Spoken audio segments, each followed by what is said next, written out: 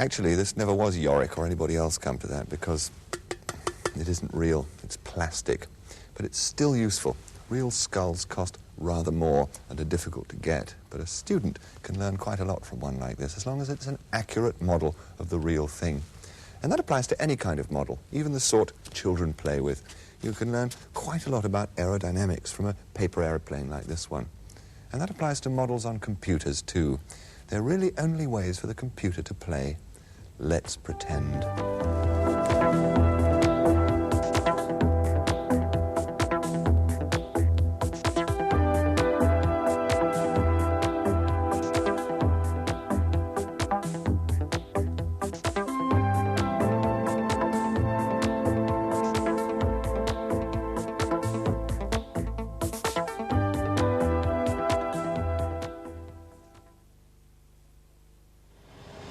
Wind's calm, it's awfully bumpy up here.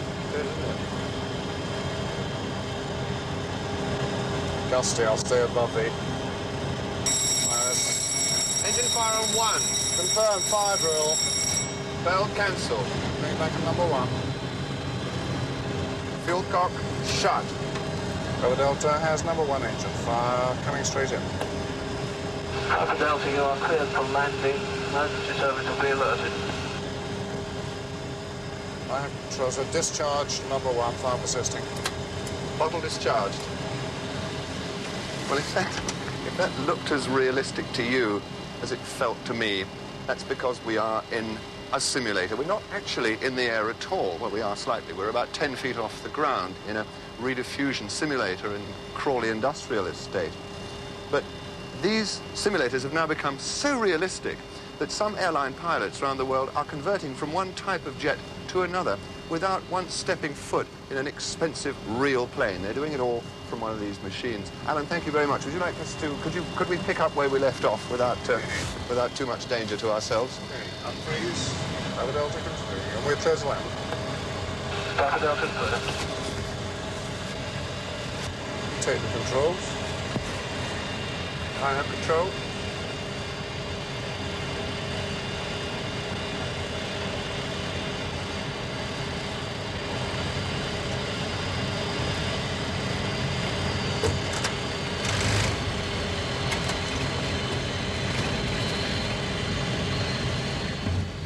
Whew, done it.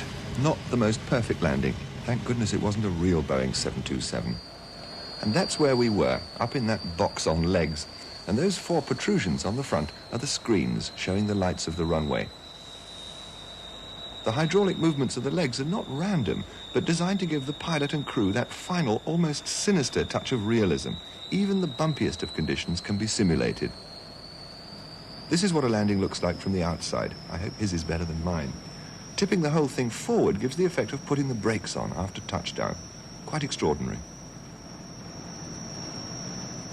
Well, here, of course, is the very heart of the simulator, and you guessed it, it's a computer. It takes all the input fed to it from the flight deck, all the controls, and reproduces them as movements on the legs. The whole thing goes up and down. It reproduces them as changes in the dials on the flight deck control panel.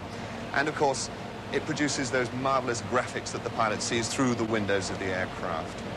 In fact, it's about as close as it's possible to get to real flying.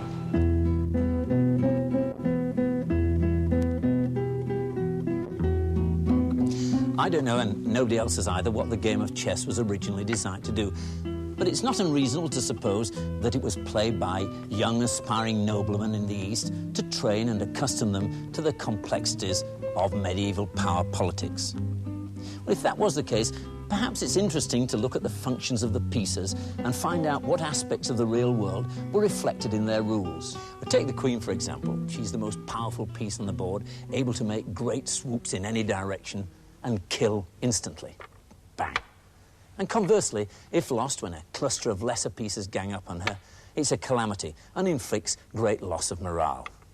But the king is a different character altogether. He's dignified, he moves within his small area, in small steps, and he does no harm to any other piece unless he's attacked. Bang. The knight, he's a strange character. He seems most mercurial, he can zoom around the board in rather unpredictable steps, and of course he can can't be blocked by any other single piece. And the pawns, the peasants, the poor bloody infantry, relentlessly driven forward, never allowed to retreat, even if it means being taken.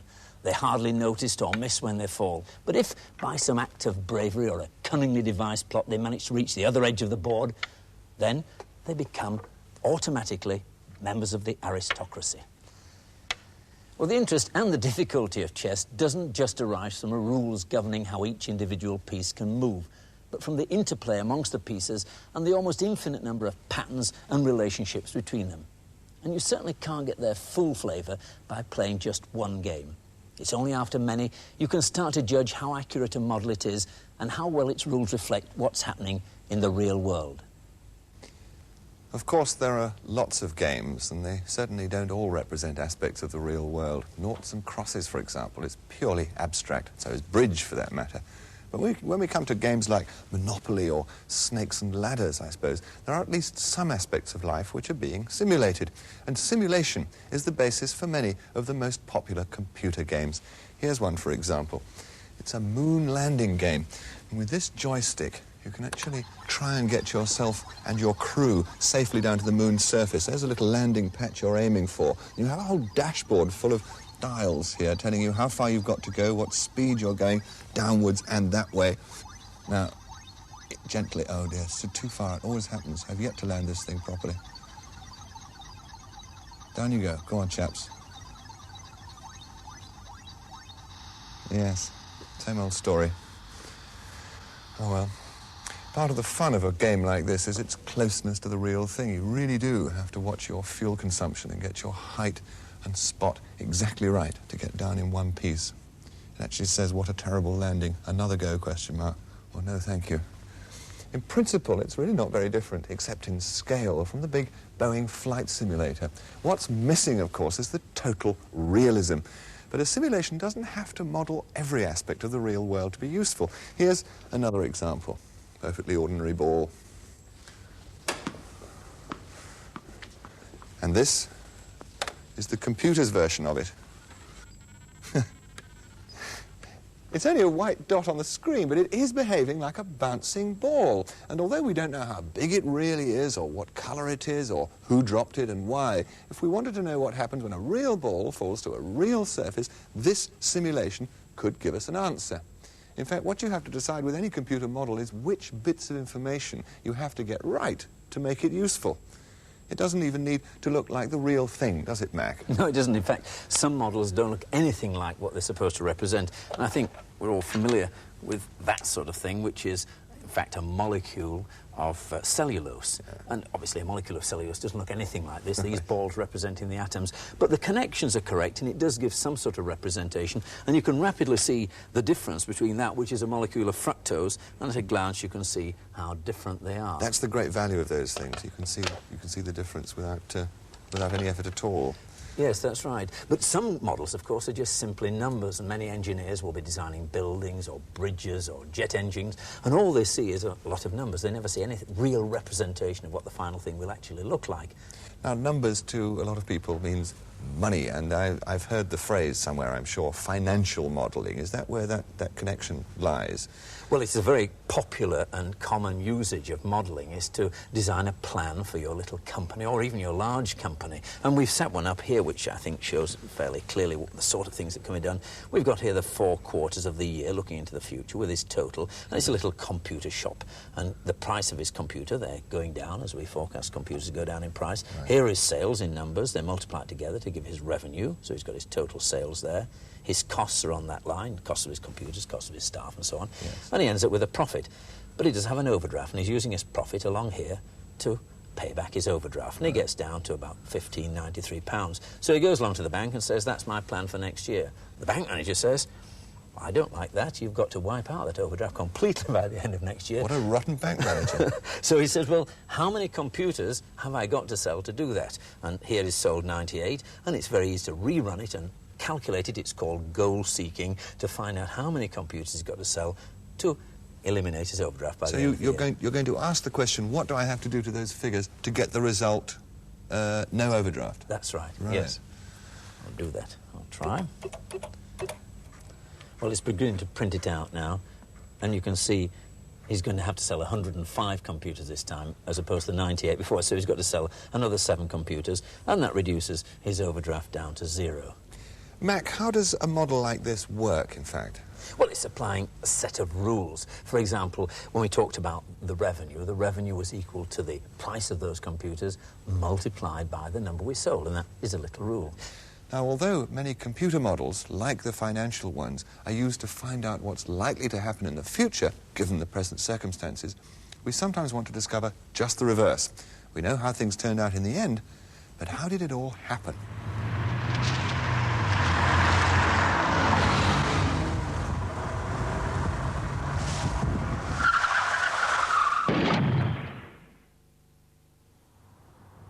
Sooner or later, after every accident, the inevitable question, who was to blame? The drivers themselves find it very difficult to be objective about what happened, and even unbiased witnesses find it hard to estimate speed and distance. So how does one get at the truth? In the accident we've just simulated, sadly, the Ferrari driver was killed. So, as there were no witnesses, the only version of the events is given by that driver of the second car, the Escort. According to him, he was coming up to the junction with this main road. He stopped, made sure the road was clear, and pulled out, when suddenly, from out of nowhere, and travelling at least 80 miles an hour, came the Ferrari. The two vehicles met at this point here, but the force of the collision was such that they bounced off one another, span across the road,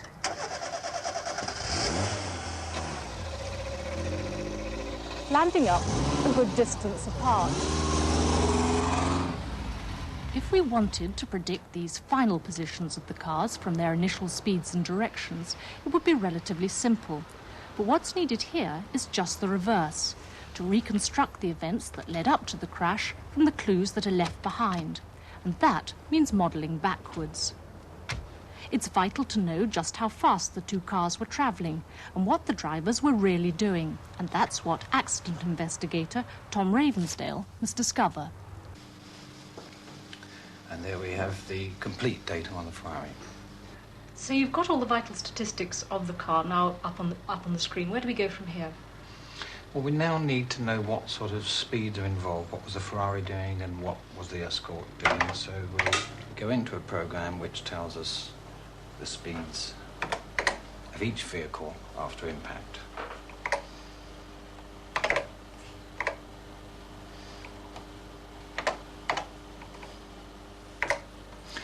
And we want the post-crash distance of vehicle 1, which is the emerging car, which was 37 feet. Post-crash distance of vehicle 2 was 46 feet. The coefficient of friction of the road, which is the slipperiness of it, was 0.7. We established that from a test at the scene of the accident. The angle of approach, now they approached each other at 90 degrees.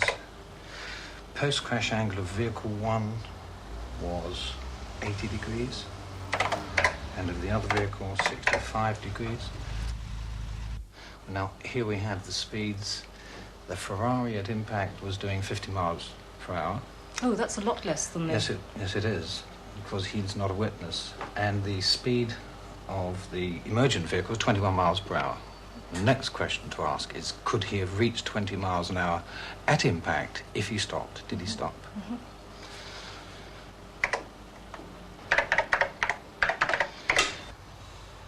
So, Tom, what about the Escort? Did he stop at that junction? No, he didn't. He couldn't have stopped and then accelerated to 20 miles per hour and 20 feet. It's just not possible. So what about his version of the events? Was he mistaken? Well, it's certainly untrue, but he wasn't mistaken. I think he was lying, because from the angle of the crash and the speed, he must have been attempting to turn right, not left. Gill Nevill reporting. Now, Tom Ravensdale was using a perfectly ordinary home microcomputer to do his modelling on, so presumably we could do the same thing on our machine, could we, Mac?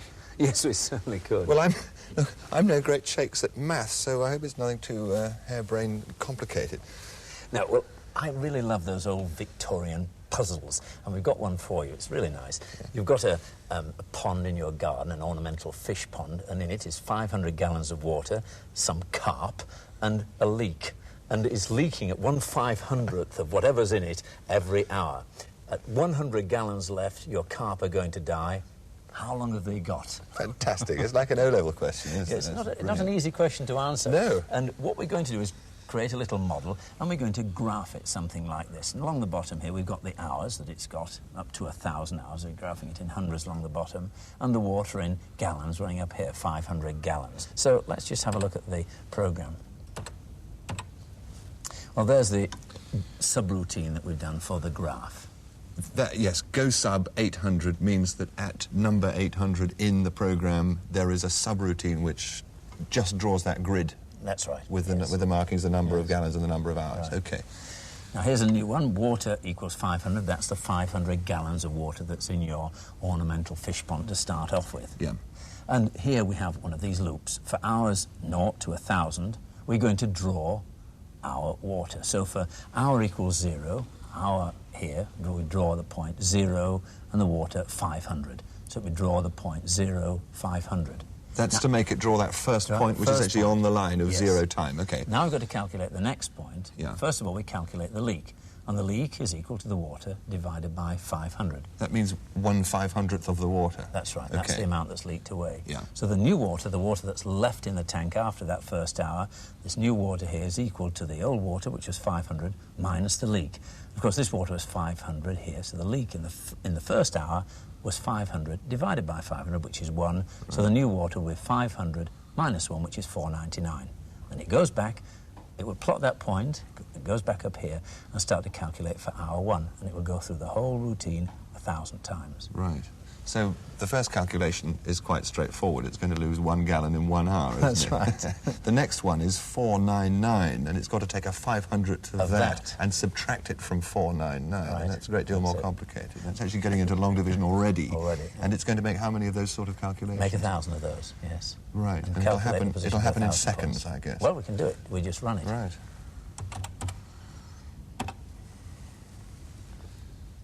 Oh, there it's happening now. It's actually being calculated at this moment. It's actually calculating at this moment.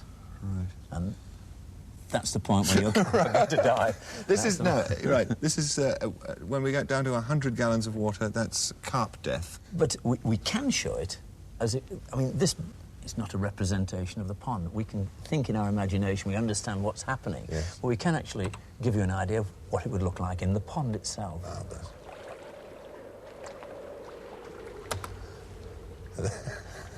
You see the time going down here, and the pond going out very quickly at first. Very clever.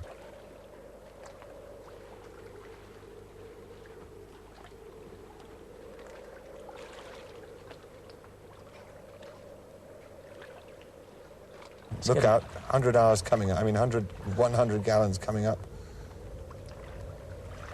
And there it goes. Goodbye, carp. Goodbye, carp. That's terrific. Now, I can see that with sort of 2 elements coming together for the calculation, it's relatively simple, but obviously in real life, in practice, it's never going to be quite as simple as that, is it? Well, no, it isn't, because if it was real life, you'd have to take into account evaporation, and it might rain on the pond. You might have weed on the pond pressing it down, or not, as the case may be, and you might even have a heron come along and eat your carp and allow the other ones to live longer, and so on and so forth. So that's where computer power really comes into its own, is when you've got colossal amounts of data coming in to affect your final result. Well, I think of it like the chess we were looking at the beginning. It's very easy to understand the rules, and in some of these models you can easily put the formulae together, but it's very difficult to know what emphasis to give to one particular set of rules and, how they interact with each other once you set your model going again. Well, thanks, Mac. A very good example of a really big computer model which most of us consult every day is the weather forecast. Now, we may not always get exactly the right answer, but when you think of the size of the problem, it's surprising that we get any answer at all. The European Centre for Medium-Range Forecasting at Shinfield provides a 10-day forecast to all the EEC member countries. The problem with predicting weather is making a realistic model of how weather systems develop and evolve on a global basis, and then supplying that model with sufficient observations of what is actually happening around the world. The model is numerical, a series of differential equations based on how we think the atmosphere works. It must take account of the forces that control weather, gravity, pressure, and friction, as well as atmospheric variables like temperature, wind, and humidity. To predict what might happen in any one part of the world over 24 hours requires an enormous amount of calculation, and it would be quite impossible without a computer, unless, of course, you wanted tomorrow's forecast sometime next week. The crazed period of prediction covers the whole globe for 10 days ahead, and the number of calculations that it performs is over 530 billion.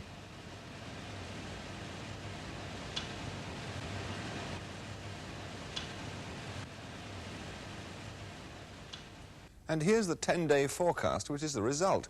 You can see how the isobars change from day to day. What you can also see is the enormous area the forecast covers, which may help to explain why the model gets the overall pattern right, but isn't so good at telling you whether it's going to rain in Romford tomorrow. Bad luck, Romford.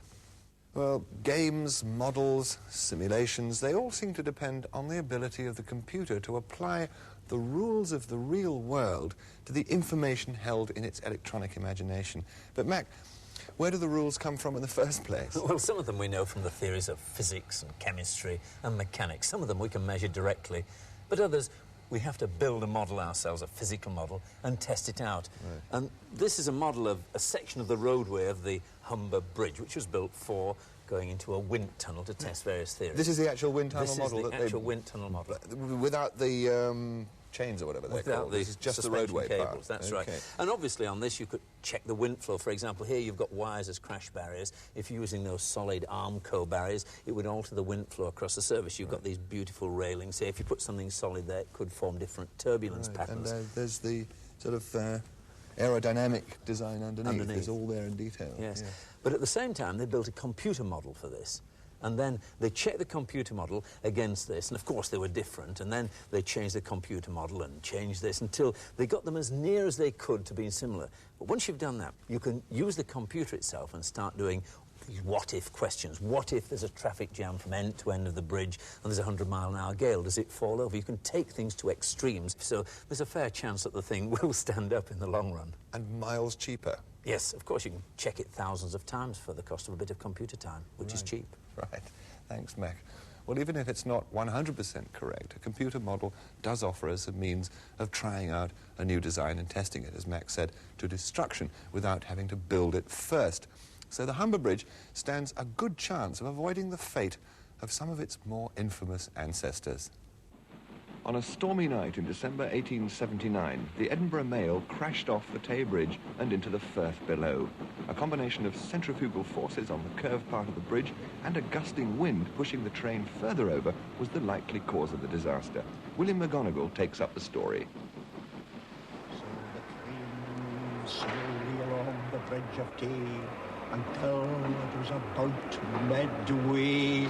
Then the central girders with a crash gave way, and down went the train and passengers into the Tay.